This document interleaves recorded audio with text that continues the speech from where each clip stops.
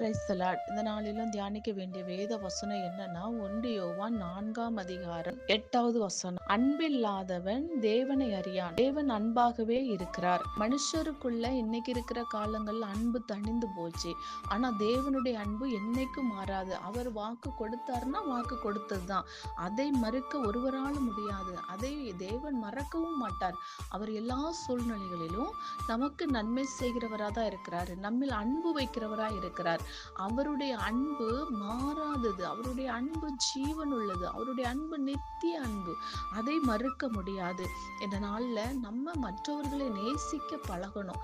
இன்னைக்கு நேசிப்புங்கிறது ரொம்ப குறைஞ்சு போச்சு. எல்லார் கையிலயும் செல்போன்.